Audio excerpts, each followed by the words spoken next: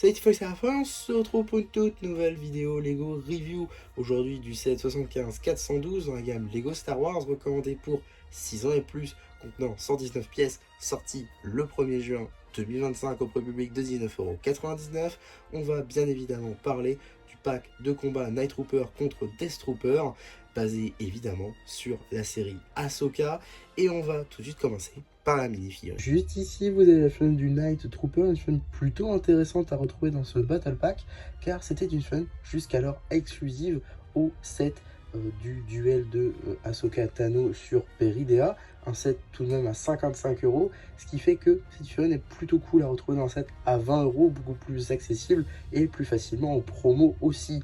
Donc voilà, plutôt cool à ce niveau-là, même si du coup, tous ces éléments ont déjà été vus par le passé. En tout cas, on notera quand même les petites typographies dorées un petit peu partout sur la mini-figurine, ainsi que les petits bouts de tissu qui sont disséminés à travers son armure. De même à l'arrière de la figurine. Sous le casque, une tête de zombie. En termes d'accessoires, un blaster laser moyen. La seconde figurine est une variante de la première, qui possède un casque différent, un casque Stormtrooper gris, mais toujours avec des détails dorés. Le torse est lui aussi différent, avec les bouts de tissu qui sont disséminés, donc pas de la même manière. Néanmoins, les jambes sont les mêmes. L'arrière du torse, seulement, il y a des petites topographies dorées, aucun bout de tissu. Par contre, sous le casque, même tête de zombie. Et ça, je ne l'ai pas dit pour la précédente, qu'il y a tout de même des topographies à l'arrière de la tête. La figurine n'est néanmoins pas exclusive à ce set, on la retrouve également dans le magazine de février 2026. En termes d'accessoires, un blaster laser moyen. En termes de troisième mini-figurine, troisième et dernière, néanmoins livrée en 2 exemplaires dans ce set, figurine exclusive, cela dit en passant, il s'agit d'un Death Trooper, mais à la sauce Throne, c'est-à-dire avec les topographies dorées un petit peu partout, ainsi que les bouts de tissu. Et c'est plutôt cool, car le personnage, en tout cas ce Trooper, n'a pas été vu depuis le film Rogue One, ce qui remonte quasiment à 10 ans. Donc le revoir ici, arrivé en 2025, c'est plutôt cool, avec donc le moule de casque qui est revenu, néanmoins avec de nouvelles topographies, le torse également avec les petits bouts de tissu et les topographies dorées, et de même sur les jambes avec là encore des petits bouts de tissu, même s'il y a quelques petites améliorations par rapport aux dernières versions, notamment sur les hanches qui sont légèrement différentes.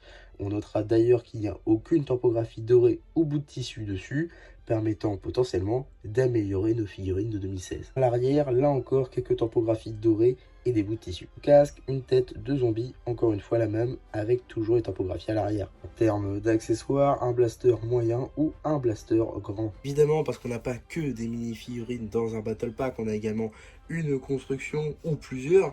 Ici, ce sera le cas, hein, une seule petite construction qui tente de représenter ce véhicule Lego Star Wars, qui est donc un véhicule de transport de troupes, c'est-à-dire permettant de transporter des troupes, hein, comme dit. Alors ça, autant c'est un véhicule qui a été créé par Lego, il me semble, hein, dans les années 2008, si je ne dis pas de bêtises. Ils ont créé certains véhicules, notamment plus terrestres, notamment un véhicule comme ceci, mais je trouve qu'il ressemble beaucoup plus à un Imperial Patrol, si je ne dis pas de bêtises. Donc c'est une espèce de navette également de transport de troupes, mais un petit peu différente dans sa forme. Je trouve que ça représente un peu plus ça, mais dans ses fonctionnalités, c'est-à-dire de pouvoir mettre des fun seulement sur les côtés et non pas à l'intérieur. Ça ressemble plus au véhicule créé par Lego donc en 2008. Sinon, mis à part ça, la construction est décente pour un Battle Pack. Elle possède des racks pour ranger ses armes et 4 places pour les mini-figurines. Plutôt intéressante, car effectivement on ne dispose que de 4 mini-figurines dans ce Battle Pack. Or, on a 5 places techniquement. 4 pour les soldats et 1 pour le conducteur, ce qui nous impliquera forcément d'avoir le set du combat sur Peridea, donc un set à 55 €. Maintenant, c'est plus vraiment le cas, puisqu'il nous suffit d'acheter le magazine de février 2026 pour tout simplement avoir un Night Trooper en plus pour pouvoir compléter cette armée et donc compléter ce véhicule. Donc même si les deux sets vont assez bien ensemble, le magazine permet là encore d'augmenter son armée, d'avoir un soldat en plus pour compléter ce trou si vous en sentez le besoin, ce que je trouve plutôt cool. On a également des stock shooters nouvelle génération à l'avant. On a également ici une pièce de pare-brise qui a été mise non pas dans le bon sens, mais du coup comme ceci, hein, pour faire la vitre du véhicule. À noter d'ailleurs que pour le conducteur, il n'y a aucune pièce de commandement, ce que je trouve un petit peu dommage, aucune pièce de contrôle, aucune pièce tempographiée pour faire les commandes du véhicule, ce que je trouve un petit peu dommage. C'est une opportunité gâchée. Sinon à l'arrière on a quelques petits propulseurs représentés par des studs et on a surtout ces petits éléments là, si caractéristiques comme j'ai dit du véhicule de tout à l'heure, hein, l'Imperial Patrol qui possède ces espèces de choses sur le dessus. Je sais pas trop comment on peut appeler ça, je pense que c'est purement décoratif, mais voilà, avec du coup des pièces de bouclier, ce qui est plutôt intéressant à noter je trouve. Quelques pièces intéressantes hein, globalement dans cette petite construction qui pour la plupart d'entre nous finira en vrac. Donc voilà, plutôt cool pour de potentiels mocks à mon sens.